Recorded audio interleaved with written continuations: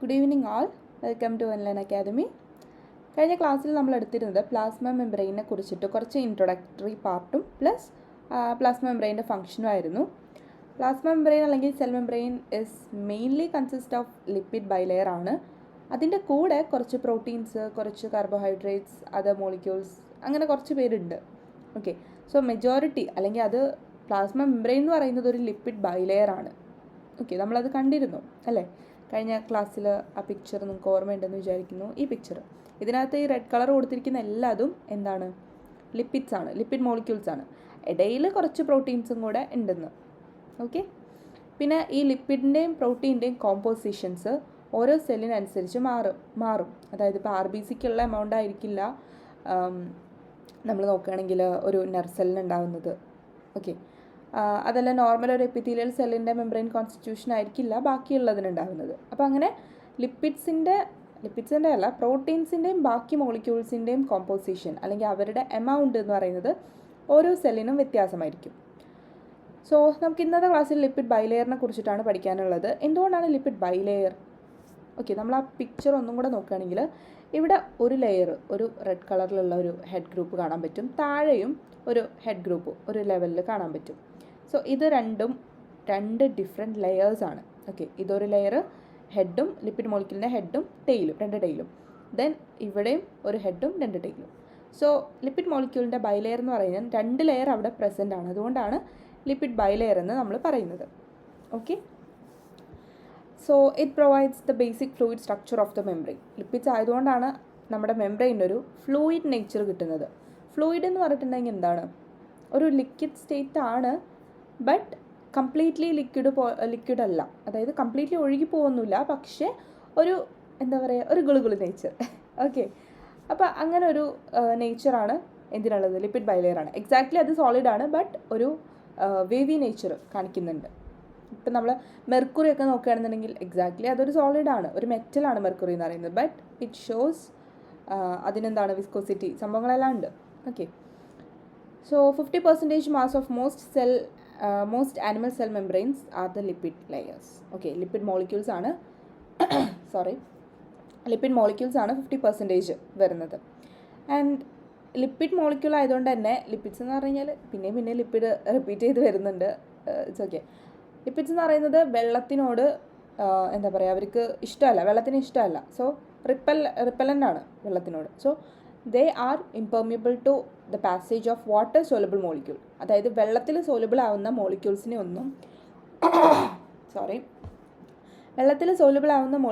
ഒന്നും എന്ത് ചെയ്യുന്നില്ല, അകത്തേക്ക് കടത്തി വിടുന്നില്ല. ഓക്കെ, സെല്ലിനകത്തേക്ക്. And it's attributable exclusively to the special properties of lipid molecules which assemble spontaneously into bilayers even under simple artificial conditions. അതായത് നമ്മളിപ്പോൾ എക്സ്പെരിമെൻ്റലി നോക്കുകയാണെങ്കിൽ ബാക്കിയുള്ള പ്രൊസീജിയേഴ്സിന് അല്ലെങ്കിൽ ബാക്കിയുള്ള എക്സ്പീരിയൻസിനെല്ലാം ഹൈലി ക്വാളിഫൈഡ് ആയിരിക്കും. ലൈക്ക് അത് ചെയ്യാൻ വേണ്ടിയിട്ട് അത്യാവശ്യം പണിയുണ്ട്.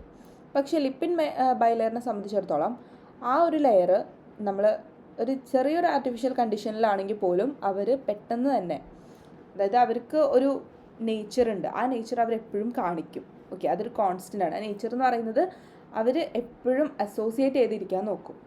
ഓക്കെ, തൊട്ടടുത്ത് വേറെ ലിപ്പിഡ് മോളിക്യൂൾസ് ഉണ്ടെങ്കിൽ എപ്പോഴും അവരായിട്ട് ബൈൻഡ് ചെയ്ത് ഒരുമിച്ച് നിൽക്കാൻ നോക്കും. പ്ലസ് അവരെപ്പോഴും ഒരു എന്താ പറയുക, ഒരു ബൈലെയേഴ്സ് ഫോം ചെയ്യാനാണ് അവർ കൂടുതൽ ശ്രമിക്കുക.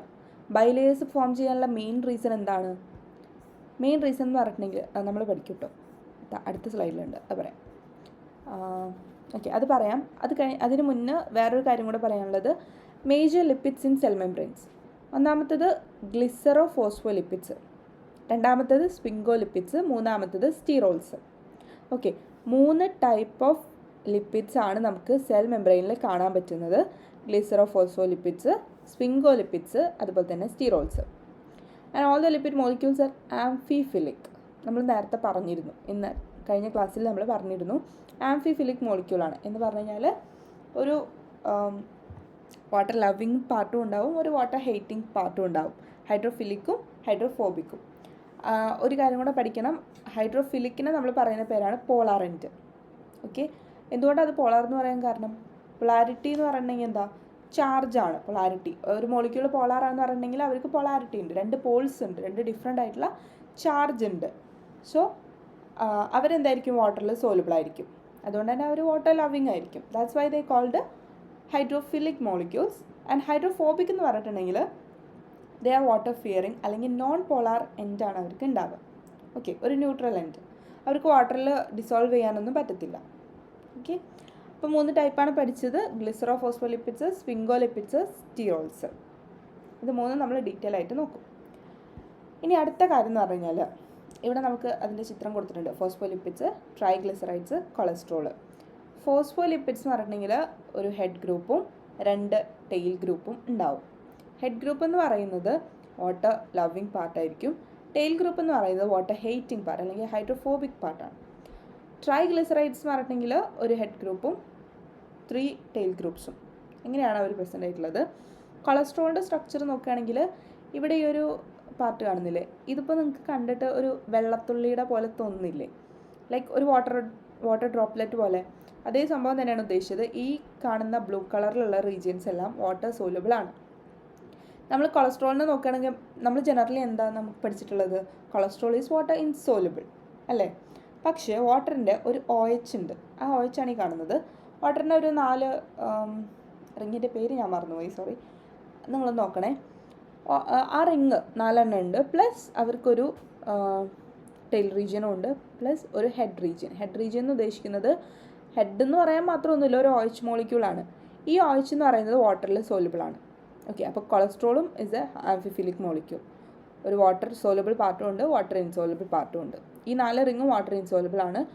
മറ്റേ ഫ്രണ്ടിൽ കാണുന്ന ആ റിങ്, ഏറ്റവും ഫസ്റ്റ് കാണുന്ന ആ OH ഗ്രൂപ്പ് വാട്ടർ സോലുബിൾ ആണ്. ഓക്കെ, നമ്മൾ സെല്ല് നോക്കുകയാണെങ്കിൽ ഇങ്ങനെ കൊളസ്ട്രോൾ ഇടയിൽ ഡിപ്പ് ചെയ്തിരിക്കുന്നതും കാണാം. ഓക്കെ, ദെൻ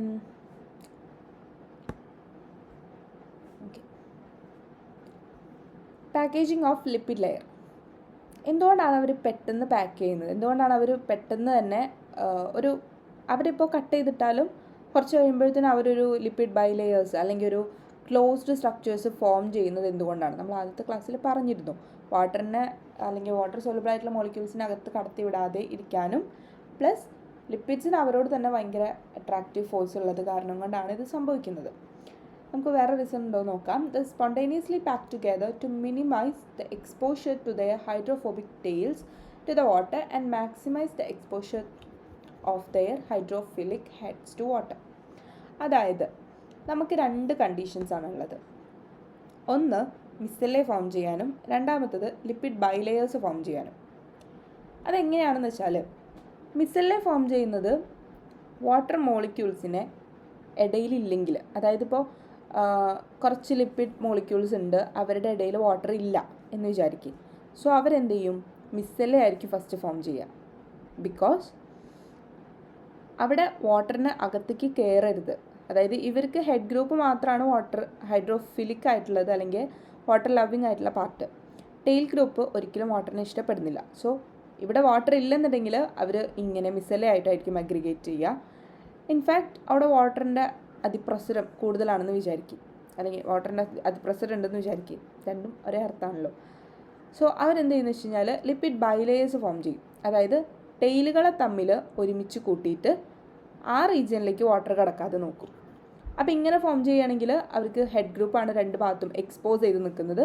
സോ എന്താണ്, അവരുടെ ഏത് ഭാഗത്ത് വാട്ടർ വന്നാലും കുഴപ്പമില്ല, ഉള്ളിലേക്ക് കടക്കാതിരുന്നാൽ മതി, ടെയിലിനകത്തേക്ക് കടക്കത്തില്ല. സോ ഇങ്ങനെ മിസെല്ലെ ഫോം ചെയ്യാനും ലിപ്പിഡ് ബൈലെയർ ഫോം ചെയ്യാനും ആർക്ക് പറ്റും, ലിപ്പിഡ് മോളിക്യൂൾസിന് പറ്റും.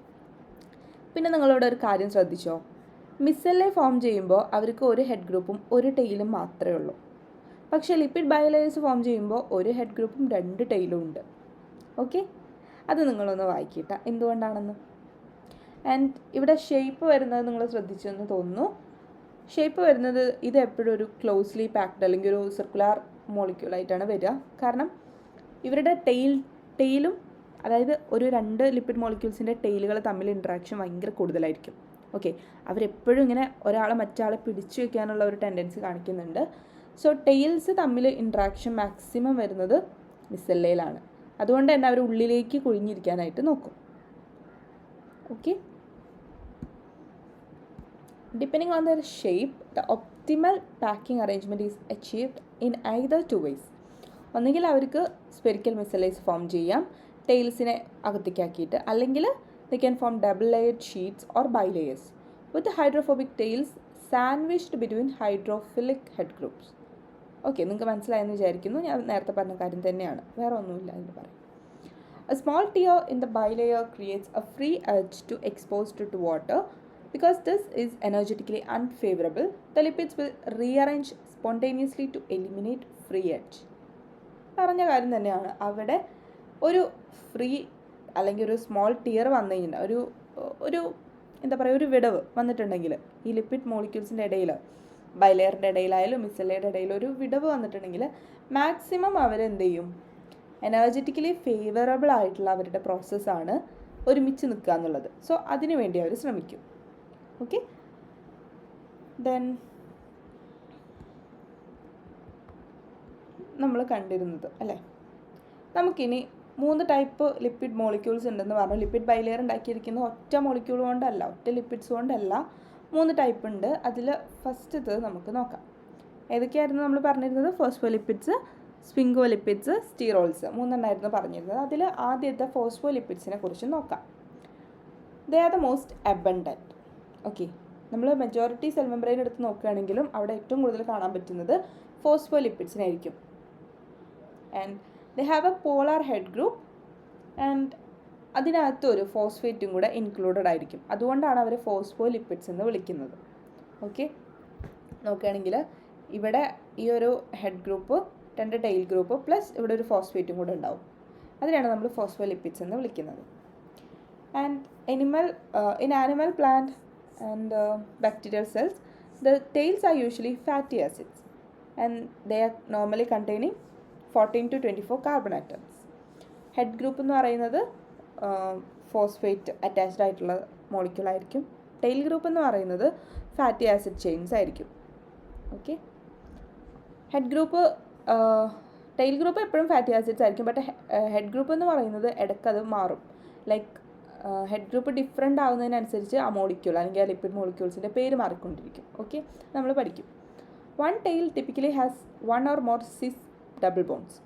സിസ് എന്താണ്, ട്രാൻസ് എന്താണ്, ഡബിൾ ബോൺസ് എന്നുള്ളത് നിങ്ങൾക്കറിയാമെന്ന് ഞാൻ വിചാരിക്കുന്നു. സിസ് ബോണ്ട് എന്ന് പറഞ്ഞിട്ടുണ്ടെങ്കിൽ ഈവൻ ആയിട്ടുള്ളത്, അതായത് അൺസാച്ചുറേറ്റഡ് ആയിട്ടുള്ളത്. ദെൻ ടെയിൽ ട്രാൻസ് ആണെന്ന് പറയുന്നുണ്ടെങ്കിൽ എന്താണ്, സാച്ചുറേറ്റഡ് ആണ്, അവിടെ ഇനിയൊന്നും ആവശ്യമില്ല. ഓക്കെ, സിംഗിൾ ബോണ്ടാണ് അവിടെ വരുന്നത്. അൺസാച്ചുറേറ്റഡ് ആണ് ഡബിൾ ബോണ്ട് എന്ന് പറയുന്നത്. And cis double bond creates a kink in the tail. Kink എന്ന് പറഞ്ഞു കഴിഞ്ഞാൽ എന്താണെന്ന് മനസ്സിലായോ? ഇവിടെ ഈ പിക്ചർ നോക്കുകയാണെങ്കിൽ ഇതിനകത്ത് നമുക്ക് 2 ടെയിൽ ഗ്രൂപ്പ് കാണുന്നുണ്ട്. ഒരെണ്ണത്തിൻ്റെ കാലൊടിഞ്ഞ പോലെ ഒന്ന് ചെരിഞ്ഞ് നിൽക്കുന്നില്ലേ ഈ രണ്ടാമത്തെ ടെയിൽ ഗ്രൂപ്പ്? അതിനെയാണ് നമ്മൾ കിങ്ക് എന്ന് വിളിക്കുന്നത്. അതായത് ഒരു എന്താ പറയുക, ഒരു മിസ്റ്റേക്ക് പോലത്തെ ഒരു സംഭവം. മറ്റേ ടെയിൽ സ്ട്രെയിറ്റ് ആയിട്ട് നിൽക്കുന്നു, ഇത് കുറച്ച് വളഞ്ഞു നിൽക്കുന്നു. ഇങ്ങനെ വളഞ്ഞു നിൽക്കുന്നതിൻ്റെ അതുകൊണ്ടുള്ള ഉപകാരം എന്താ? ഇങ്ങനെ നിൽക്കുമ്പോൾ അടുത്തുള്ള ടെയിലിനായിട്ടൊരു ഗ്യാപ്പ് വിടാൻ അവർക്ക് പറ്റുന്നുണ്ട്. ഓക്കെ, അപ്പോൾ ഇവർ തമ്മിൽ സ്ട്രെയിറ്റ് ആയിട്ട് നിൽക്കുകയാണെങ്കിൽ ഇൻട്രാക്ഷൻ കൂടുതലായിരിക്കും. സോ താഴേക്ക്, അതായത് മിസെല്ലെ ഫോം ചെയ്ത പോലെ തന്നെ ഇവരും അകത്തേക്ക് കുഴിഞ്ഞു വരും. പക്ഷേ അത് നടക്കുന്നില്ല. അത് എന്തുകൊണ്ടാണെന്ന് വെച്ച് കഴിഞ്ഞാൽ അവിടെ കിങ്ക് ഫോം ചെയ്തുകൊണ്ടാണ് ഇത് നടക്കുന്നത്. ഇങ്ങനത്തെ കിങ്ക് ഫോം ചെയ്യുന്നത്, അതുപോലെ തന്നെ മെംബ്രെയിൻ ഫ്ലൂയിഡിറ്റി, അതിന് റിലേഷൻ എന്താണെന്നൊക്കെ നമ്മൾ പഠിക്കും. കിങ്ക് ഫോം ചെയ്യുന്നത് എന്ത് ബോണ്ടിലാണ്? അൺസാച്ചുറേറ്റഡ് ബോണ്ടിലാണ്. അതായത് ഡബിൾ ബോൺസ് വരുമ്പോഴാണ് അവിടെ ഒരു കിങ്ക് വരുന്നത്. ഓക്കെ, അങ്ങനെ കിങ്ക് വന്നു കഴിഞ്ഞാൽ ഫ്ലൂയിഡിറ്റി കൂടും. ഫ്ലൂയിഡിറ്റി കൂടുമെന്ന് പറഞ്ഞു കഴിഞ്ഞാൽ മെംബ്രെയിൻ്റെ ഇടയിലുള്ള സ്പേസ്, അതായത് ഇവിടെ ഈ 2 മോളിക്യൂൾസ് അല്ലെങ്കിൽ 2 ലിപ്പിഡ്സ് തമ്മിൽ ഇടയിലുള്ള സ്പേസ് കൂടും കിങ്ക് വന്നിട്ടുണ്ടെങ്കിൽ. ഓക്കെ, ഇതെല്ലാം കാർബണും ഹൈഡ്രജനും കൂടിയിട്ടുള്ള മോളിക്യൂൾസ് ആണ്. ഓക്കെ, നമ്മൾ ഈ CH2 എന്ന് പറഞ്ഞ് പഠിച്ചിട്ടില്ലേ കുറേ ലോങ് ഹൈഡ്രോ കാർബൺ ചെയിൻസ്. അങ്ങനത്തേതാണ് ഈ ഫാറ്റി ആസിഡ്സ് എന്ന് പറയുന്നത്. അപ്പോൾ ആ ഫാറ്റി ആസിഡ് ചെയിൻസിൽ ഇപ്പോൾ നമ്മൾ അതായത് പറഞ്ഞുതരാം. ഇപ്പം നമുക്കിവിടെ CH3, പിന്നെയും ഒരു CH2 വേണ്ട, CH ഇരുന്നോട്ടെ. Double bond CH, then CH. ഇത് അറ്റാച്ച് ചെയ്തിരിക്കുന്നത് ഹെഡ് ഗ്രൂപ്പിനോടാണ് കേട്ടോ. ഇതാണ് ഹെഡ് എന്ന് വിചാരിക്കുക. തൽക്കാലം നിങ്ങളിങ്ങനെ വിചാരിക്കൂ. അപ്പോൾ ഈ കാണുന്ന ഈ പോർഷനാണ് നമ്മുടെ ടെയിൽ ഗ്രൂപ്പ്. അതായത് ഇവിടെ കാണുന്ന ഈ പോർഷൻ. ഇതിൻ്റെ ഇടയിൽ ഈ ഇങ്ങോട്ട് വളഞ്ഞു നിൽക്കുന്ന പോർഷൻ ഉണ്ടല്ലോ, അതായത് നേരെ വന്നിട്ട് ഇങ്ങനൊരു വളവ്. മറ്റേ ടെയിൽ ഗ്രൂപ്പ് എന്ന് പറയുന്നത് ഡയറക്റ്റ് സ്ട്രെയിറ്റ് ലൈൻ ആയിരിക്കും. രണ്ടാമത്തെ ടെയിൽ ഗ്രൂപ്പ് എന്ന് പറയുന്നത് ഒന്ന് വളഞ്ഞിട്ടായിരിക്കും. ആ വളവിന് കാരണം ഈ ഒരു ഡബിൾ ബോണ്ടാണ്. ഓക്കെ, ഈ ഡബിൾ ബോണ്ട് കാരണമാണ് അവിടെ ഒരു വളവ് അല്ലെങ്കിൽ ഒരു കിങ്ക് ഉണ്ടാവുന്നത്. ടെയിലിനകത്ത് ഫാറ്റി ആസിഡ് ചെയിനിൽ അല്ലെങ്കിൽ ടെയിലിനകത്ത് ഒരു കിങ്ക് വരാൻ കാരണം ഈ ഡബിൾ ബോണ്ടാണ്. അതെന്തുകൊണ്ടാണെന്ന് വെച്ച് കഴിഞ്ഞാൽ, ഇപ്പം ഇങ്ങനെ ഇരിക്കുന്ന മോളിക്യൂൾസ് കാർബണും ഹൈഡ്രജനും, ഇവിടെ നമുക്കറിയാം ഡബിൾ ബോണ്ട് എന്തുകൊണ്ടാണ്. നമ്മൾ പഠിച്ചിട്ടുണ്ട് 2 ബോണ്ട്സ്, സിഗ്മ ബോണ്ടും അതുപോലെ തന്നെ പൈ ബോണ്ടും. പൈ എഴുതിയപ്പോൾ ഇങ്ങനെയായി, സോറി. സിഗ്മ ബോണ്ടും പൈ ബോണ്ടും. സിഗ്മ ബോണ്ടാണ് ഹെഡ് ടു ഹെഡ് ഇൻട്രാക്ഷൻ വരുന്നത്. അതായത് നമ്മൾ പണ്ട് കെമിസ്ട്രി ക്ലാസ്സിലൊക്കെ പഠിച്ചിട്ടില്ലേ, 2 ബോളുകൾ വരച്ചിട്ട് ഇത് സിഗ്മ ബോണ്ട്, പിന്നെ ഇങ്ങനെ ഒരു ഓർബിറ്റൽ വന്നിട്ട് ഇങ്ങനെ വരുന്നത് അതാണ് പൈ ബോണ്ട് എന്നൊക്കെ പഠിച്ചിട്ടില്ലേ. അതായത് നമുക്ക് മോളിക്കുലാർ ഇൻട്രാക്ഷന് നിങ്ങൾക്ക് ക്ലാസ് എടുക്കും എന്ന് ഞാൻ വിചാരിക്കുന്നു. എന്നാലും ഞാനൊരു സിമ്പിളായിട്ട് പറഞ്ഞുതരാം. ഇത് സിഗ്മ ബോണ്ട്സിൽ വരുന്ന ഓർബിറ്റ്, അതായത് ഇങ്ങനെ ആയിരിക്കും അതിനകത്ത്. അതായത് സിഗ്മ ബോണ്ട് ഉണ്ടാക്കുന്ന മോളിക്യൂൾസ് അല്ലെങ്കിൽ ആറ്റംസ് അവരുടെ ഓർബിറ്റ് നോക്കുകയാണെങ്കിൽ ഇങ്ങനെ ആയിരിക്കും, റൗണ്ട് ഷേപ്ഡ് ആയിരിക്കും. ആൻഡ് പൈ ബോണ്ടിൽ വരികയാണെങ്കിൽ ഇങ്ങനൊരു ഡബിൾ എന്ന് പറയാൻ പറ്റത്തില്ല, ഇങ്ങനൊരു ഷേപ്പ് ആണ്. ഇങ്ങനെ ഇൻട്രാക്ഷൻ വരികയാണെന്നുണ്ടെങ്കിൽ ഇലക്ട്രോൺസ്, ഇതിൻ്റെ ഉള്ളിൽ ന്യൂക്ലിയസ് ഉണ്ട്, ഇവിടെ ന്യൂക്ലിയസ് ഉണ്ട്, പിന്നെ ഇവിടെ എല്ലാം ഇലക്ട്രോൺസ് ഉണ്ട്. ഈ ഇലക്ട്രോൺസ് തമ്മിൽ ഇൻട്രാക്ട് ചെയ്യുമല്ലോ. ഇവിടെ ഇൻട്രാക്ഷൻ വരുന്നത് കുറവാണ്. കുറവ് മീൻസ് കൂടുതലാണ്, തെറ്റിപ്പോയി, കൂടുതലാണ്. ഇൻട്രാക്ഷൻ വരുന്നത് സിഗ്മ ടു സിഗ്മ ബോണ്ട്സ് വരുമ്പോൾ കൂടുതലാണ്. ഇതാണ് സിംഗിൾ ബോണ്ട്, നമ്മൾ കണ്ടിരിക്കുന്ന സിംഗിൾ ബോണ്ട് ഇതാണ്. ഇതും ഒരു സിംഗിൾ ബോണ്ടാണ്. ഒരു സിഗ്മയും ഒരു പൈയും ഓർബിറ്റൽസ് തമ്മിൽ ഹെഡ് ടു ഹെഡ് ഇൻട്രാക്ഷൻ വരികയാണെങ്കിൽ അതെന്താണ്, സിംഗിൾ ബോണ്ട് തന്നെയാണ്. ഇനി അവർ തമ്മിൽ ഇങ്ങനെ ഇൻട്രാക്ഷൻ വരികയാണെങ്കിൽ, ഓക്കെ, ഇങ്ങനെ ഇൻട്രാക്ഷൻ വരികയാണെങ്കിൽ, ഇത് രണ്ടും 2 ഓർബിറ്റ്സ് ആണ്. ഇങ്ങനെ ഇൻട്രാക്ഷൻ വരികയാണെന്നുണ്ടെങ്കിൽ അതിലാണ് നമ്മൾ ഡബിൾ ബോണ്ട് ഉണ്ടാകുന്നത്.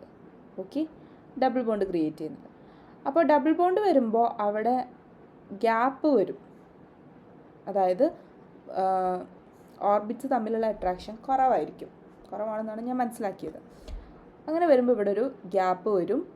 ഇവർ തമ്മിലുള്ള ഇൻട്രാക്ഷൻ എന്ന് പറയുന്നത് ഒരു ലോങ് വേ, അതായത് ഇവർക്ക് കുറച്ചധികം സ്ഥലം വേണം. അതുകൊണ്ടാണ് ഇവിടെ ഒരു കിങ്ക് ഫോം ചെയ്യുന്നത്. ഓക്കെ, ബാക്കിയുള്ളതെല്ലാം ഒരു സിമെട്രിക് വേയിൽ പോവും. ഈ ഒരു ബോണ്ട് മാത്രം അസിമെട്രിക് വേയിലായിരിക്കും അറേഞ്ച് ചെയ്തിട്ടുണ്ടാവുക. ഓക്കെ, ബാക്കിയുള്ളതെല്ലാം നിങ്ങൾ ആലോചിച്ചാൽ മതി, എല്ലാം ഈവൺ ആയിട്ട് പോകുമ്പോൾ അതൊരു സിമെട്രി ഉണ്ടാവും. അതിനിടയിൽ എന്തെങ്കിലും ഒരു കൊനിഷ്ട് അല്ലെങ്കിൽ എന്തെങ്കിലും ഒരു ഇത് ഇടയിൽ കയറി കണ്ടിട്ടുണ്ടെങ്കിൽ അതിനൊരു അസിമെട്രി വരും. ആ അസിമെട്രിയാണ് ഇവിടെ വന്നിരിക്കുന്ന ഈ ഒരു കിങ്ക്. ഐ ഹോപ്പ് ഗൈസ് നിങ്ങൾക്ക് മനസ്സിലായെന്ന് വിചാരിക്കുന്നു. ആൻഡ് ഇത്രയും ഡീറ്റെയിൽ ആയിട്ട് നിങ്ങൾ മോളിക്കുലാർ ബയോളജി, അതായത് മോളിക്കുലാർ ഇൻട്രാക്ഷൻ്റെ ക്ലാസ് കഴിഞ്ഞിട്ടുണ്ടെങ്കിലാണ് നിങ്ങൾക്ക് ഇത് കറക്റ്റ് മനസ്സിലാവുള്ളൂ. എന്നാലും നിങ്ങൾ നോക്ക്. ഓക്കെ, അപ്പോൾ ഇങ്ങനെയാണ് എന്ത് വരുന്നത്, കിങ്ക് ഫോം ചെയ്യുന്നത്. ഡബിൾ ബോണ്ടാണ്. ഡബിൾ ബോണ്ട് എന്ന് പറഞ്ഞു കഴിഞ്ഞാൽ അൺസാച്ചുറേറ്റഡ് ബോണ്ട്സ് ആണ്. Okay, unsaturated. സാച്ചുറേറ്റഡ് ആണ് സിംഗിൾ ബോണ്ട്, അതായത് അവർക്ക് കംപ്ലീറ്റ് ആയി, അവർക്ക് ഇനി ഇലക്ട്രോൺസും കാര്യങ്ങളൊന്നും വേണ്ട, അല്ലെങ്കിൽ പുറത്തുനിന്നുള്ള ആളായിട്ട് അവർ ഇൻട്രാക്ട് ചെയ്യൊന്നുമില്ല. ഓക്കെ, ഇനി ഫോസ്ഫോലിപ്പിഡ്സ് നമ്മൾ പറഞ്ഞിരുന്നു. സിസ് ബോണ്ട് എന്ന് പറഞ്ഞിട്ടുണ്ടെങ്കിൽ സിസും ട്രാൻസും എന്താണെന്ന് വെച്ച് കഴിഞ്ഞാൽ നമ്മളിപ്പോൾ CH3യുടെ കേസ് പറഞ്ഞിരുന്നു.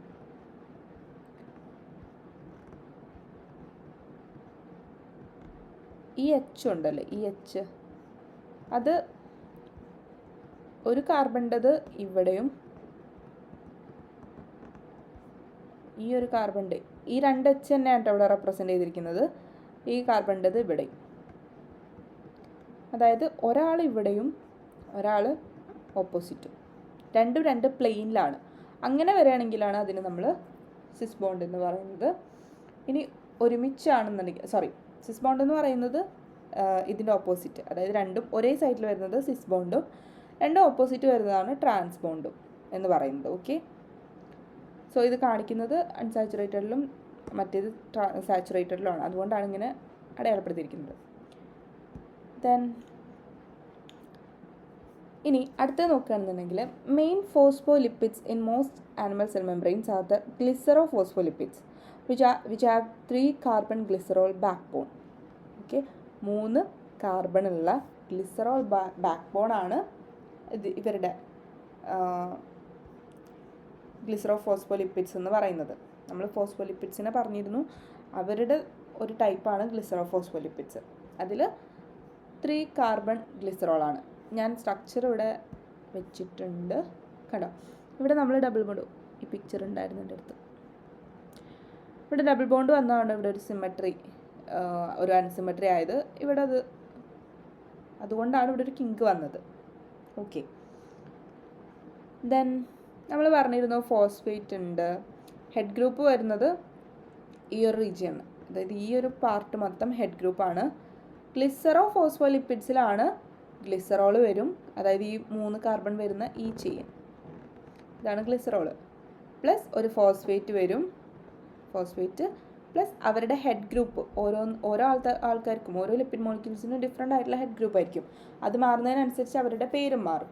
ഓക്കെ, അപ്പോൾ അതും അങ്ങനെ. അപ്പോൾ ഹെഡ് ഗ്രൂപ്പിനകത്ത് എന്തൊക്കെയുണ്ട്? ഒരു ഹെഡ് ഗ്രൂപ്പ്, ഡിഫറെൻ്റ് ആയിട്ടുള്ള ഒരു ഫങ്ഷണൽ ഗ്രൂപ്പ് ഉണ്ടാവും, ഒരു ഫോസ്ഫേറ്റ് ഉണ്ടാവും, ഒരു ഗ്ലിസറോൾ ഉണ്ടാവും. ഇത്രയാണ് ഉണ്ടാവുക. പിന്നെ ടെയിലാണ്, ഫാറ്റി ആസിഡ് ചെയിനാണ്. ആ ചെയിനകത്ത് ഡബിൾ ബോണ്ട് ഉണ്ടെങ്കിൽ ഇറ്റ് ഈസ് അൺസാച്ചുറേറ്റഡ്, അവർ കിങ്ക് കാണിക്കും. ഓക്കെ,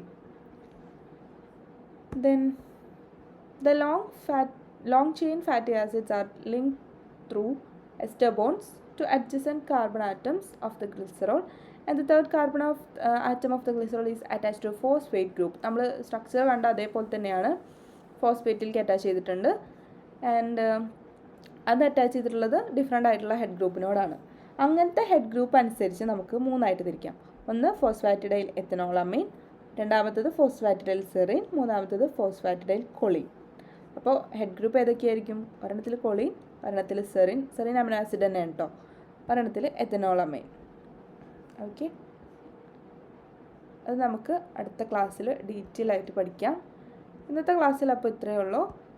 നിങ്ങളിത് ഈ സ്ട്രക്ചർ ഒന്ന് നോക്കി വെക്കുക. ഹെഡ് ഗ്രൂപ്പും ടെയിൽ ഗ്രൂപ്പും ഉണ്ട്. ടെയിൽ ഗ്രൂപ്പ് എന്ന് പറയുന്നത് fatty acid long fatty acid ചെയിൻസും 14 തൊട്ട് 24 വരെയുള്ള ഫാറ്റി ആസിഡ് ചെയിൻസ് ഇതിൽ കാണാൻ പറ്റും ടെയിൽ ഗ്രൂപ്പായിട്ട്. ഹൈഡ്രോഫോബിക് ആണ് അവർ. ദെൻ ഹെഡ് ഗ്രൂപ്പ് വരികയാണെങ്കിൽ ഒരു ഗ്ലിസറോൾ മോളിക്യൂൾ ഉണ്ട്, അതിൽ ഒരു കാർബൺ ആറ്റം അറ്റാച്ച് ചെയ്തിരിക്കുന്നത് ഫോസ്ഫേറ്റിലേക്ക്, ഹെഡ് ഗ്രൂപ്പിൻ്റെ തന്നെ ഫോസ്ഫേറ്റിലേക്ക്. ബാക്കി രണ്ടും ഫാറ്റി ആസിഡ് ചെയിൻസ് അറ്റാച്ച് ചെയ്തിരിക്കുന്നു. ഹെഡ് ഗ്രൂപ്പ് അറ്റാച്ച് ചെയ്തിട്ടുള്ളത് ഡിഫറെൻ്റ് ആയിട്ടുള്ള ഫങ്ഷണൽ ഗ്രൂപ്പാണ്, അതനുസരിച്ച് അവർക്ക് ഡിഫറെൻ്റ് ആയിട്ടുള്ള പേരുണ്ട്.